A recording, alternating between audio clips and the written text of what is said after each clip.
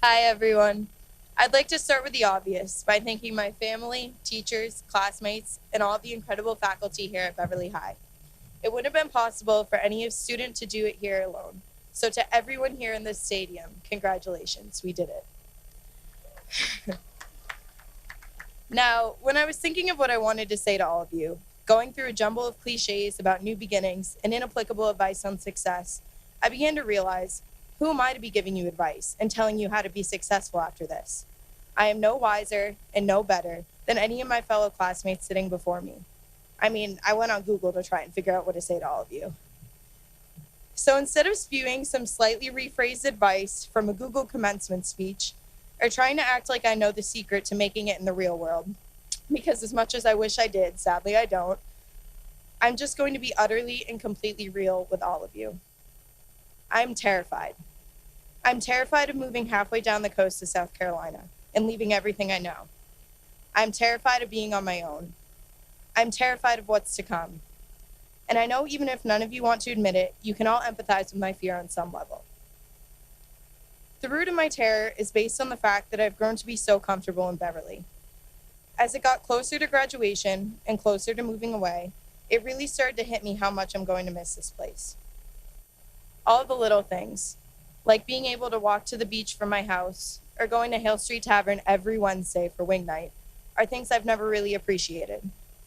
In South Carolina, there won't be a Dunkin' on every corner or roast beef restaurants almost every mile.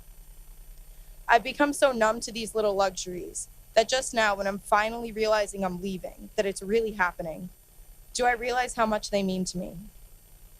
Each morning I wake up is one less morning to drive to Bruin and grab a bagel, and each night I go to sleep is one less night to sit at the lighthouse and watch the sunset. The thought of leaving such a sense of familiarity and comfort terrifies me. But you know what? I've come to realize that being terrified is okay. In my psychology class, we learned about the sympathetic nervous system and its ability to initiate fight or flight instincts. Whenever our bodies feel as if they are scared or in danger, they immediately make the decision between fighting the danger or fleeing from it. We are never caught within that deer in the headlights moment because our body knows that the best way to survive is to take action. I'm asking all of you here today to consider this concept and apply it to your life going forward. In this next chapter of our lives, there's going to be a lot of new experiences that scare us. For example, I actually have to do my own laundry now. Rather than succumbing to the fear of the washer, I'm going to walk into that laundry room with my head held high and then randomly press buttons until something turns on. Even if I make a fool of myself, the fact of the matter is that I am taking action. And eventually, I'll learn how to do my own laundry and be comfortable with being on my own. That's the great thing about fear. It forces us to continue further on our path and keep on surviving, no matter what. A quote I love from Bradley Whitford reiterates the fact that we must always take action despite our fears.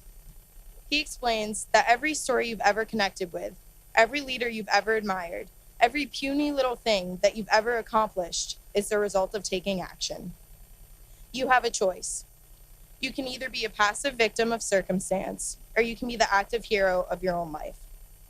So what I'm asking all of you here today, going forward, is to be that active hero.